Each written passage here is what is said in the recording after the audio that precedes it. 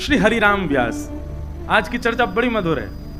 हरिराम व्यास जी, जैसे भैया जी बता रहे, हरिराम व्यास जी ये परिवर्तित भक्त हैं और श्री विशाखा जी के अवतार हैं। कौन के अवतार? विशाखा।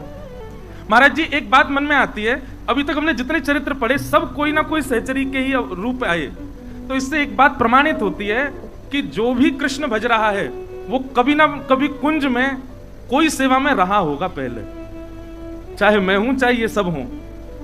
हमने कोई अपराध कर दिया होगा, यही हमारे ठाकुर जी ने पुनः भेज दियो, नहीं तो निश्चित ही कई जन्मों से बुला रहे हो, कोई तो नाता जरूर होगा, नजरों से नजरें मिला ना पाऊं, मेरी नजर का कसूर हो। संबंध तो है हमारा ठाकुर जी से, क्यों हमको इतने प्यारे लगते हैं। जैसे ही गोविंद देव जी के कपाट खुलते हैं रोंगटे खड़े हो जाते हैं। गोविंद देव जी का, गोपीनाथ जी का दर्शन होता है, मन रूपी मयूर नृत्य करने लगता है। श्री राधा सरस बिहारी जी को देखते हैं तो मन करे कि भैया देखते ही रहें, ऐसे ही देखत रहूं, तुम्हें जन्म सफल कर मानूं।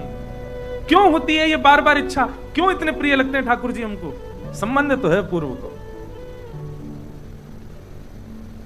श्री हरिराम व्यास जिनकी आज चर्चा है, आप श्री विशाखा जी के अवतार, बड़ी मधुर और बड़ी हंसी आवेगी। महाराज हरिराम व्यास जी बड़े टेढ़े भक्त हैं हमारे वृंदावन के। वर्णन करते हुए कह रहे हैं कि हरिराम व्यास जी का नियम क्या है, आपके इष्ट कौन हैं?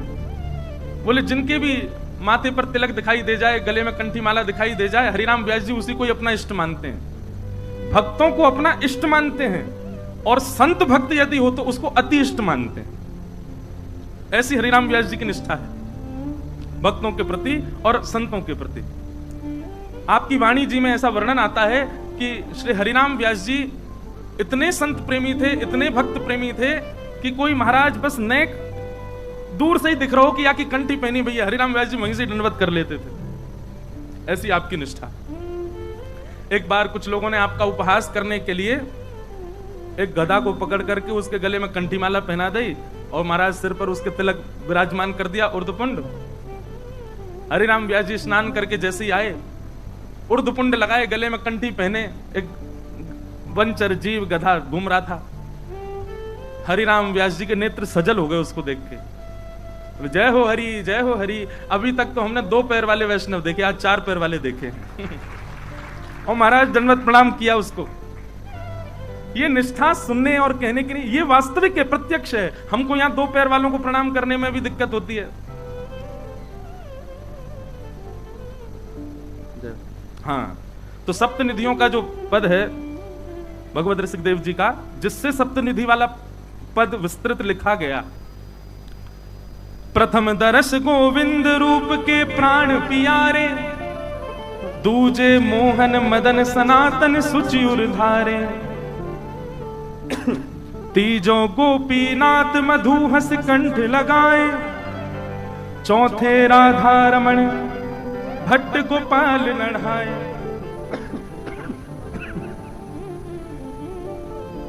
पंचे हित हरिवंश सुवल्लभ वल्लभ राधा, छठवे जुगल किशोर व्यास सुख दियो अगाधा, साते श्री हरिदास के कुंज बिहारी है तहां, भगवत रस के अनन्य मिली वास करू निधि बन तहां।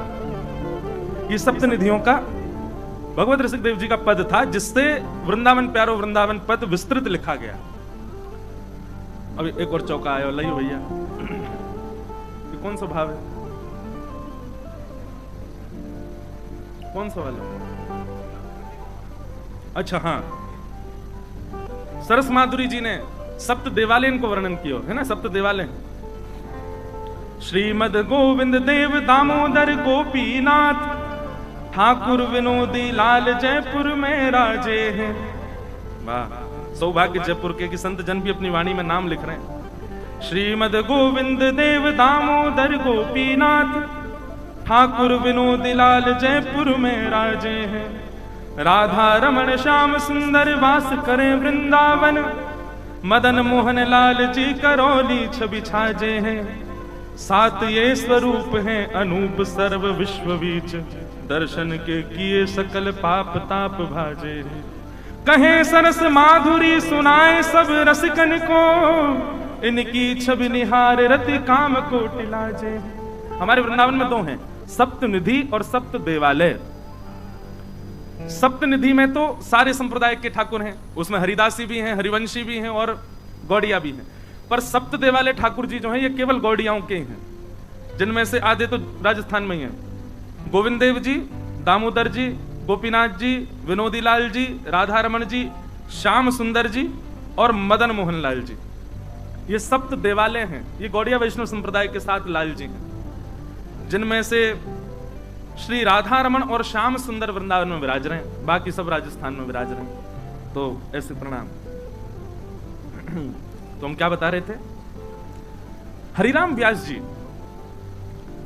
आपका स्वरूप कैसा कि आप संतों को इतना मानते थे कि महाराज भूल से भी कोई तिलक धारण कर ले तो श्री हरिराम व्यास जी उसको वंदन करते थे, उसको प्रणाम करते थे। इतनी निष्ठा वैष्णव तिलक के प्रति। हम यहां मानवों को प्रणाम नहीं कर पाते, संत जनों के श्री चरणों में प्रणाम कैसे करते हैं आजकल के लोग, पता है आपको? ये प्रणाम की विधा है हमारी। भैया सब लोग विराज जाओ, अब बस कथा चलन दो, हमको थोड़ी देर बोलन दो। हरिराम व्यास जी कह रहे मेरो जन्म ही ना कर रो, प्रकट ही ना है रे, थोड़ी देर हम बोल लें, फिर उसके बाद आप उठना बैठना उछलना। तो सबसे पहली बात यही कहते हैं श्री नाभा जी, ये सबसे विशेष गुण है श्री हरिराम व्यास जी का कि संतों के प्रति, भक्तों के प्रति, वैष्णव तिलक धारण करने वाले, कंठी माला पहनने वाले, ये दो भाव दिखते ही हरिराम व्यास जी को उस व्यक्ति में कोई अवगुण नहीं दिखता, वो संपूर्ण गुणवान दिखाई देता है। ऐसे श्री हरिराम व्यास जी। दूसरा यहां पर भाव जो कहते हैं श्री नाभा जी, वो क्या कह रहे हैं, इधर देखो। काहू के आराध्य मच्छ कच्छ नर हरिसूकर, बामन फरसा धरन सेतु बंद जो सैल कर। श्री नाभा जी कह रहे हैं हरिराम व्यास जी का रूप कैसा है, स्वभाव कैसा है। जैसे हम किसी से मिले, उसने तिलक भी लगाया था, गले में कंठी माला भी पहनी थी, लेकिन बड़ा क्रोधी, तो हम क्या कहते हैं, अरे भगत बना घूमता है, क्रोध पे तो वश नहीं है इसका। पर श्री हरिराम व्यास जी क्या कहते थे, अगर कोई कंठी तिलक वाला भयंकर क्रोधी, तो हरिराम व्यास जी कहते ओहो परशुराम जी की बड़ी कृपा है इस पर, परशुराम भगवान की कृपा है। और जैसे कई मंगता भक्त होते हैं, मंगता भक्त मतलब तिलक स्वरूप लगा लेते हैं, कंठी पहन लेते हैं, इतने दे दो हमको, हम इतनी दूर से आए हैं, ये कर दो, ये कर दो, थोड़ा यहाँ दे दो, थोड़ा उसके लिए दे दो, यहाँ के लिए दान कर दो, ये कर दो, वो कर दो। हम क्या कहते हैं, भगत जी बन गए, लोभ खत्म नहीं हुआ हृदय से। पर श्री हरिराम व्यास जी क्या कहते हैं, ओहो बामन भगवान है, त्रिलोकी लूट के ले जाएंगे। ये श्री हरिराम व्यास जी का स्वरूप है। हरिराम व्यास जी किसी में अवगुण देखते ही नहीं थे।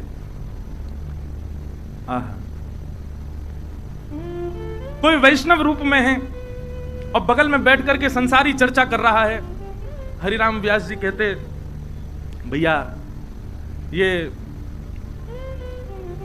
निश्चित ही बाहर से कठोर दिखा रहा है अपने आप को, भीतर से जाके भीतर भी नृसिंह भगवान बैठे होंगे। कहने का अभिप्राय श्री नाभा जी वर्णन कर रहे हैं कि वे किसमें अवगुण देखते ही नहीं थे, सब में गुण ही गुण देखते थे, चाहे जैसा भी हो। हरिराम व्यास जी का एक चरित्र आता है, बाद में बताना चाहिए पर अभी छप्पे के अनुसार बता देते हैं। संतों के प्रति इतनी निष्ठा और उनकी निष्ठा की इतनी महिमा सब जगह गाई जाती थी। एक बार एक संत बोले मैं इनकी परीक्षा लेके देखता हूं, तो जाओ। तो वृंदावन में कई लोगों ने दर्शन नहीं किया होगा, किशोर वन, एक किशोर वन है बीच वृंदावन में, किशोर वन में आप विराजते थे। वहीं पर श्री जुगल किशोर जी प्रकट हुए थे, जो आज पन्ना में विराजते हैं, छतरपुर के पास मध्य प्रदेश में। तो एक संत आए, बोले मैं इनकी परीक्षा लेके आऊं, पहले से ही डिसाइडेड था कि परीक्षा लेनी है। तो संत गए उनके पास, संतों को आते देख हरिराम व्यास जी तुरंत दंडवत प्रणाम किए, जय हो भगवान, आइए आइए। संत बोले हमको बहुत जोर की भूख लगी है, जल्दी प्रसाद पवाओ। हरिराम व्यास जी बोले सरकार अभी राजभोग का समय हुआ है, जिनको नहीं पता उनको बता, दोपहर की प्रसादी को राजभोग कहते हैं, ठाकुर जी को दोपहर का जो भोग लगे उसको राजभोग कहते हैं। तो बोले अभी राजभोग का समय है, अभी जुगल किशोर जी पहले पालें और उसके बाद प्रसादी आप पइयो। संत बोले एक तो मैं इतना भूखा, इतने दिन से अभी अच्छे से अन्न पाया नहीं, और भूखा प्यासा तुम्हारे पास आया, तुम और प्रतीक्षा के लिए कह रहे हो मुझसे प्रतीक्षा नहीं हो रही है, जल्दी पवाओ। तो कुछ वैष्णव बालक थाली लेकर के जा रहे थे जुगल किशोर जी के मंदिर में भोग लगाने। हरिराम व्यास जी बोले सुनो भैया, ठाकुर जी ने एक देर इंतजार कर लेंगे, एक देर भूखे रह लेंगे, पहले इनको पवाओ, लाओ थाली धरो इनके सामने। बहुत ध्यानपूर्वक सुनना, ठाकुर जी का भोग नहीं लगा, अमनिया ही रख दी संत के आगे। बोले महाराज मोह पता है ठाकुर जी को या से ज्यादा सुख में लगो कि आप पहले पाओ, आप पाओ। संत उसमें से पाने लगे। अब पाने में थोड़ी कोई उसमें नमक ज्यादा, किसी में मिर्च ज्यादा, कुछ ऐसा कुछ हुआ होगा, नहीं भी हुआ तो संत को तो परीक्षा लेनी थी। उन्होंने तो महाराज जैसे ही कवल खाया, कवल लेकर के बोले राम राम, इतना राम रस डाल दिया है इसमें, इतनी मिर्च पड़ गई है ये, और चिल्लाने लगे खूब जोर जोर से। हरिराम व्यास जी बोले आपने एक देर प्रतीक्षा करो तो दूसरी थाली, दूसरी प्रसादी सिद्ध करवाऊं। बोले प्रतीक्षा के लिए बोलता है, मुझे भूख लगी है बड़ी जोर की। और महाराज उठा करके वो थाली ही हरिराम व्यास जी के सिर पे मार दी। हरिराम व्यास जी बोले जय हो, धन्य है गए, धन्य है गए, आज तो भजन को प्रमाण मिल गए हो। सब लोग बोले वो आपके सिर पर थाली मार रहे हैं, आप खुश हो रहे हो। अरे भैया जीवन भर तो या ब्रज में रह करके संतन की शीत प्रसादी खाई, संत प्रसाद पाके चले जाएं, उनके दोना पत्तलन से बीन बीन करके हम पाते, पर आज तो और बीन बीन कर पावे में केवल जिह्वा को प्रसाद मिलता हो, पर आज तो संत ने सामने बैठ करके प्रसादी पा करके अपनी शीत प्रसादी पवाई नहीं, पूरा अभिषेक ही करा दियो मेरो। आज तो मैं धन्य है गयो, आज तो मेरी सर्वांगीण इंद्रियां तृप्त हो गई। ऐसी निष्ठा हो सकती है किसी की? अरे महाराज आपको हम अन्यथा ना समझिएगा, आप लोग मिलने आते हो हमसे, अगर मैं एक बार भी अगर अपने तेज आवाज में अगर आपको डांट दूं, आप दूसरे दिन आ नहीं सकते हो। अरे बनो डोले ब्यास, तेरे जैसे 1000 डोले कोई और के पास सुन लेंगे हम, गुस्सा करें हमारे ऊपर, है कि नहीं महाराज? जैसे लोग हैं बिल्कुल निश्चित हैं।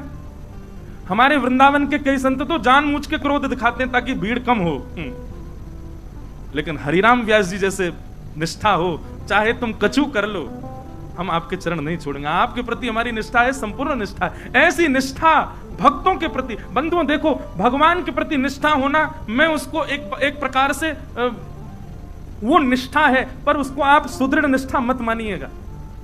ठाकुर जी के प्रति निष्ठा होना सुदृढ़ निष्ठा नहीं है, वैष्णवों के प्रति निष्ठा होना ये सुदृढ़ निष्ठा है। आप कहेंगे ऐसा क्यों कह रहे हैं आप तो भक्तमाल कर रहे हैं तो ठाकुर जी को कुछ समझ ही नहीं रहे हैं। ऐसी बात नहीं है।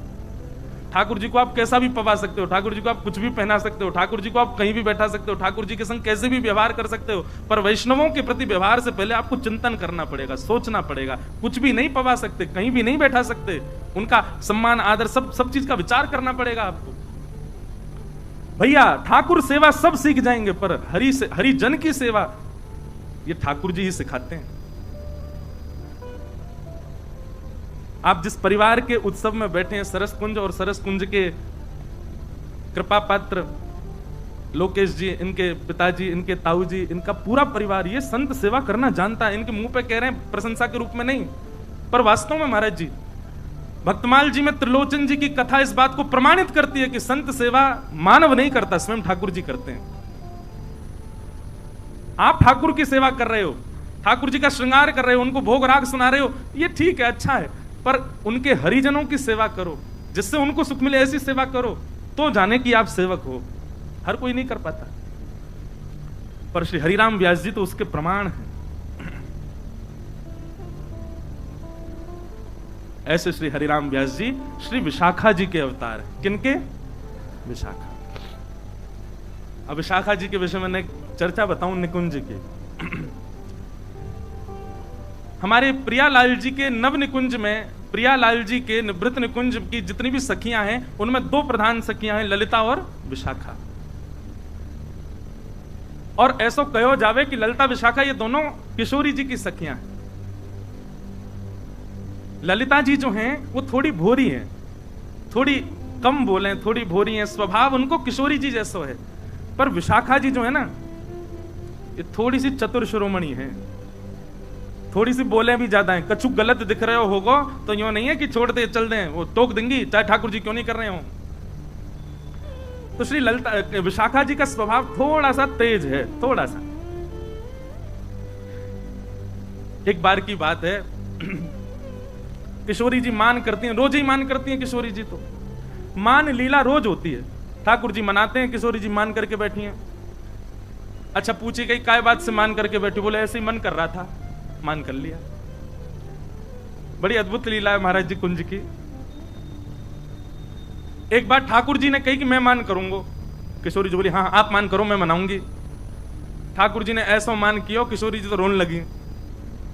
ठाकुर जी बोले ये बात गलत है, रोवे की नहीं थी, मनावे की, आप रो क्यों लगी? बोले अब क्या करें, आप ऐसा मान कर रहे हो। सो किशोरी जी के नेत्रन में अश्रु आ गए। सोई विशाखा जी आई और ठाकुर जी को हाथ पकड़ के बोली कहा भाई तुमने कैसे रुवाई हमारी श्यामाजू? अरे कछुना ही रोज मान करें, आज मैंने की मैं कर लूं। सोई रो गए, नहीं नहीं नहीं नहीं आप मान नहीं कर सकते। और विशाखा जी ने नियम बना दियो, आज से निकुंज को नियम है, कहा अगर कोई बात किशोरी जी को बुरी लगी तो किशोरी जी मान करेंगी, आप उनको मनाओगे। और हे लालजू यदि आपको कोई बात बुरी लग जाए तो आप आकर किशोरी जी से कहोगे कि हमको बुरा लगा है, चलो आप ही मान करो हम मनाएंगे। आपको मान करने का अधिकार ही नहीं है। किशोरी जी को बुरी लगेगी तो भी किशोरी जी मान करेंगी, और आपको बुरी लगे तो किशोरी जी को बताती हूँ हे श्यामाजू मुझको बुरी लग रही है, मान कर लो। किशोरी जी कभी नहीं मनाएंगी, ये नियम है ठाकुर जी जो आज्ञा। ये विशाखा जी हैं। एक बार की बात है, ठाकुर जी बोले ए विशाखा जी, बोले हाँ तुमने बढ़िया नियम धर दियो है, हमें बुरी लगे तो किशोरी जी मान करें, जी कोई बात है, हमें प्रेम को अधिकार है, भूले मत करो मैं हूं त्रिलोकी नाथ हूं। और भाई त्रिलोकी नाथ आदि ये सब बात तो पीछे की, पर हर बार मैं ही क्यों मनाऊं? किशोरी जी से होंगे तो कभी कभी मान ना क्यों करें? अच्छा किशोरी जी ऐसा नहीं, आप यूं मत सोचो बहुत क्रोधित है जाए, नहीं की करें बेचारी। लेकिन ठाकुर जी बोले फिर भी क्यों करें, रोज मान करें। किशोरी जी को मान छुड़ाओ। विशाखा जी बोली हम ये काम करवा देंगे। तो बाकी की सब सखियां बोली नहीं नहीं नहीं ये असंभव है, ये नहीं हो पाए। बोले नहीं, विशाखा जी बोली मैं करा दूंगी या काम को। ठाकुर जी बोले यदि आपने ये काम करा दियो तो, बोले तो मैं आपके एक बार पाम छू लूंगा। विशाखा जी बोली रही पक्का? बोले हाँ बिल्कुल पक्का। बोले ठीक है। ललिता जी के तो पांव छूते हैं ठाकुर जी।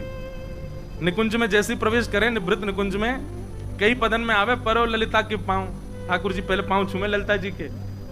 तो किसो छून ना दें वो बात अलग है, पर ठाकुर जी जैसे हमारे कोई प्रेमी मिल जाए तो हम उनको देख के दूर से बिलैया दंडोत करें ना, ऐसे ठाकुर जी दूर से हाथ तो जोड़े, नीचे सर झुकामे ललिता जी को। विशाखा जी को नहीं करते। विशाखा जी बोली हमको करनी पड़ेगी, अगर हमने आपको काम करवा दिया। किशोरी जी मान नहीं करेंगे कभी। बोले हाँ हमारो काम करवाओ।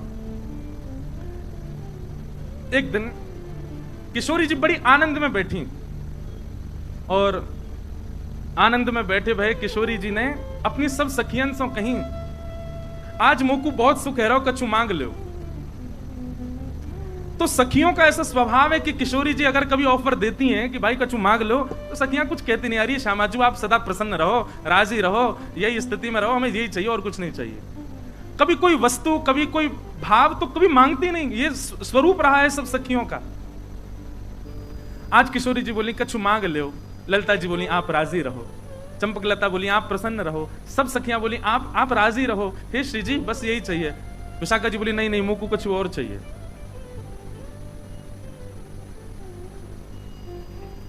विशाखा जी को ललिता जी देखने लगे, विशाखा जी क्या कर रही है? तो पता ना है निकुंज में कभी श्री जी से हमने यात्रिका की बात, तू आज मांग कैसे रही है? श्री जी से मांग रही है? अरे याते पड़ो और कहा में लगो कि श्री जी के सन्मुख हम रहे, उनकी लीला को दर्शन करें, उनके समीप विराजें, और कहा चाहिए तो तू नहीं नहीं मैं तो आज मांग, और आप शांत रहो मैं आज मांगूंगी श्री जी से। श्री जी बोली नहीं नहीं नहीं आप मांगो। विशाखा क्या चाहिए बताओ? बोले पहले वचन दो, जो मांगूंगी सो दोगी। अब देखो विशाखा जी की चतुराई, सबके मन में ये बात आई होगी कि विशाखा जी मांगेंगे कि लाल जी से मान मत करियो, पर नहीं, विशाखा जी बोली इतनी सहजता में नहीं मांगूंगी। कैसे घुमा करके मांग रही हैं? बोले पहले वचन दो, जो मांगूंगी सो दोगी। किशोरी जी बोली दूंगी। ललिता जी को बड़ो श्रम है रो, बोले ऐसे क्यों कर रही है ये? बोले दूंगी दूंगी दूंगी, तू मांग ले क्या चाहिए।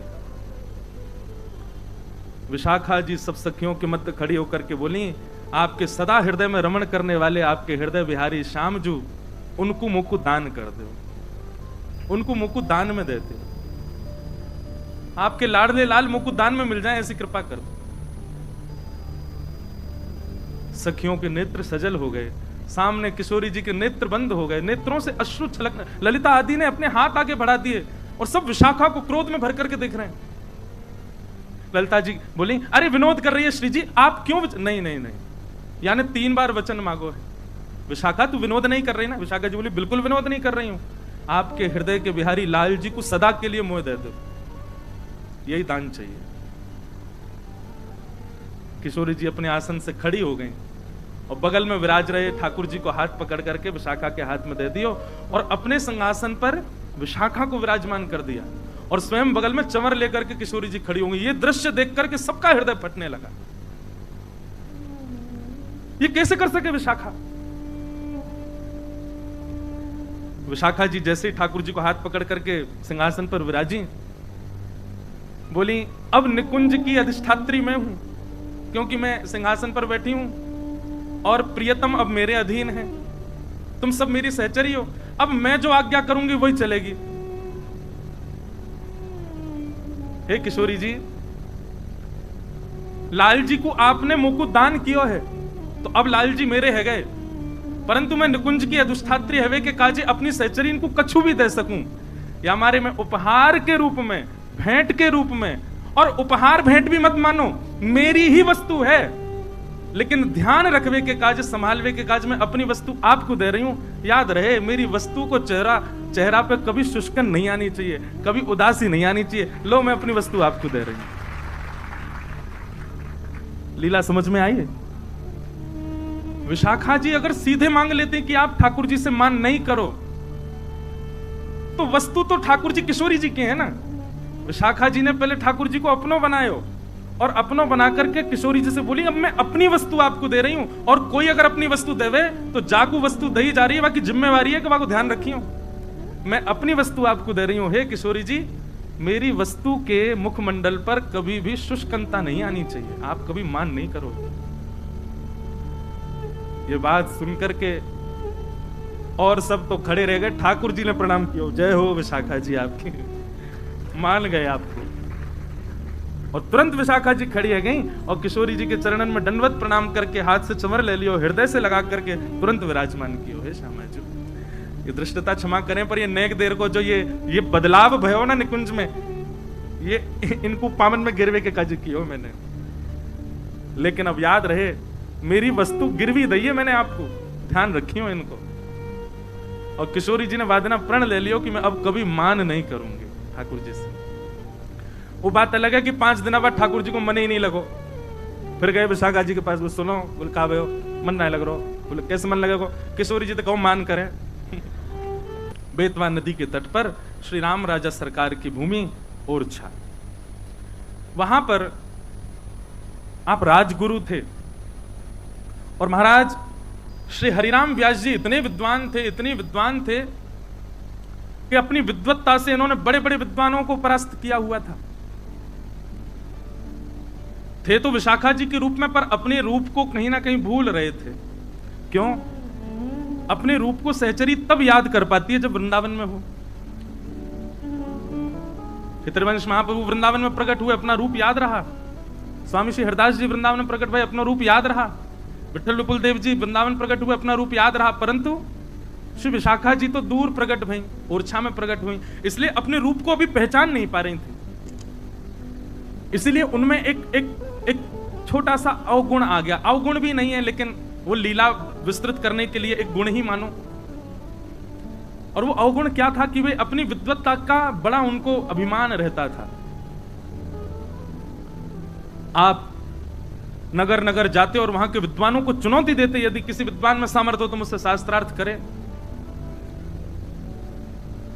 राजगुरु थे, इसलिए इनके साथ में थोड़ी बहुत सेना भी रहती थी, थोड़े बहुत सिपाही भी रहते थे इनकी सुरक्षा में। मधुकर शाह ओरछा के राजा के गुरुजी थे, तो उसने पूरी व्यवस्था कर रखी थी। और केवल मधुकर शाह नहीं, आसपास बुंदेलखंड के ना जाने कितने राजा आपके शिष्य थे। विद्वत्ता भी मिल गई, धन भी मिल गया, ऐश्वर्य भी मिल गया, प्रतिष्ठा भी मिल गई, तो मान आना तो संभव था। आप श्री ने सब जगह के विद्वानों को हरा दिया। बहुत ध्यान से सुनिएगा। तभी आपको पता चला कि भाई भारत के सबसे श्रेष्ठ विद्वान काशी में विराजते हैं।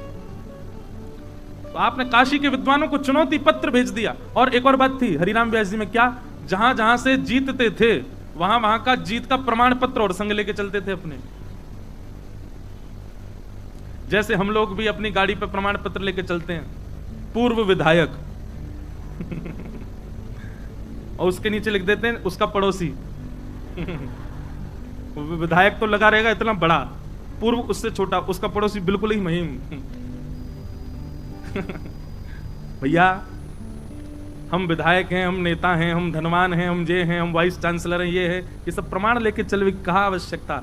प्रमाण लेके चलना तो माथे पर उर्दपुंड लगा के हम ठाकुर जी के हैं, ये प्रमाण लेके चलो, सबको बताते चलो।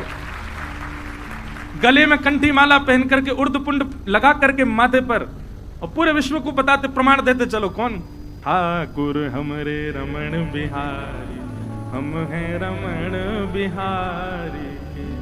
कोई भला कहे चाहे बुरा कहे, हम हो चुके रमण बिहारी। तो प्रमाण पत्र और लेके चलते थे श्री हरिराम व्यास जी। आप श्री जैसे ही काशी पहुंचे तो काशी के विद्वान घबरा गए, उनको पता था कि हम इनसे जीत नहीं पाएंगे, बहुत विद्वान हैं। काशी के सब विद्वानों ने जाकर के महादेव से प्रार्थना। अच्छा, एक चीज मेरे मन में आई, महाराज जी महादेव तीनों लीला में हैं, हरित्रयी में महादेव आए ही आए हैं। कैसे आए? हितहरिवंश महाप्रभु के गोद के ठाकुर जी श्री राधा वल्लभ लाल जी कौन ने दिए? महादेव ने। स्वामी श्री हरिदास जी से पूर्व स्वरूप यानी ललिता जी से दीक्षा कौन ने ली? महादेव ने। और वही महादेव एक सामान्य पुरुष को रूप धारण करके आए और वहां चित्रा मैया की सेवा करी, स्वामी श्री हरिदास जी की मैया की। महादेव वहां भी आए और हरिराम व्यास जी के चरित्र में भी श्री महादेव आए। अब लोग वाग पीछे पड़े रहते हैं, बोले बताओ आप महादेव को जबरदस्ती वृंदावन में क्यों लेते हो? वृंदावन की हमने एक आध बार यूं कह दिया, मैंने महादेव की भक्ति करने वालों को तो कृष्ण भक्ति मिले तो ये समझो कि वो उनकी भक्ति सफल है। अब लगे मुझे खींचने महादेव वाले, मतलब हम ओम नमः शिवाय जप रहे हैं तो इसका कोई मतलब नहीं। अरे भैया ये गूढ़ रहस्य कौन समझे? महादेव ही हमारी श्री जी की भक्ति के और उनके वैष्णवन के प्राकट्य करता है। महादेव की कृपा से ही लीला संवरित हुई है वृंदावन में।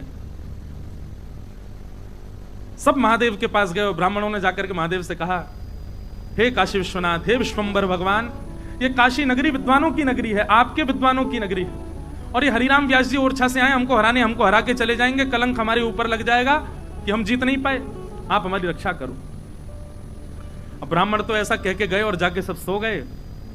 महादेव चिदानंद रूप शिवोहम शिवोहम, चिदानंद रूप शिवोहम शिवोहम। एक दीनहीन से ब्राह्मण का रूप धारण किया, बिल्कुल सहज सरल से ब्राह्मण बन गए। और जहां ठिकाना था, जहां पर तंबू लगा करके बैठे थे श्री हरिराम व्यास जी, बाहर अपने प्रमाण पत्र चिपकवा रखे थे और नीचे लिख रखा था विद्वानों को खुली चुनौती, आके शास्त्रार्थ करो। हरिराम व्यास जी के पास महादेव पहुंचे। सेवकों ने जाकर के बताया, महाराज जी बाहर एक दिन इनसा ब्राह्मण आया है काशी का। बोले रूप पर मत जाओ, विद्वान होगा तभी आया, नहीं तो कैसे आएगा मेरे पास, भेजो भीतर। महादेव गए, जय हो जय हो, बड़े बिल्कुल दीन से बन के गए। हरिराम व्यास जी बताइए किस विषय पर शास्त्रार्थ प्रारंभ किया जाए? विषय तो हम क्या प्रारंभ करें, हमारे 2-3 प्रश्न हैं, उनके उत्तर में ही शास्त्रार्थ समझ लीजिए। हरिराम व्यास जी बोले जल्दी पूछो, क्या पूछना है? महादेव बोले भगवान सबसे पहला तो मैं ये जानना चाहता हूं, संपूर्ण विद्या का फल क्या है? संपूर्ण ज्ञान का फल क्या है? आप इतने बड़े ज्ञानी, आपने सब कुछ पढ़ा लिखा है, इसका फल आपको क्या मिला हुआ है? हरिराम व्यास जी बोले संपूर्ण ज्ञान का फल है विवेक। बोले अच्छा, और विवेक किसको कहते हैं? बोले विवेक कहते हैं सत और असत को, सही और गलत की पहचान, यही विवेक है। अच्छा, ये सत और असत क्या है, कृपा करके ये बताएंगे? बोले सत, ठाकुर जी सत हैं, ये ब्रह्मांड पूरा, ये सृष्टि पूरी असत है, ये संसार असत है, केवल और केवल ठाकुर जी ही सत्य हैं। महादेव बोले तो फिर आप क्यों इस असत संसार में पड़े हो?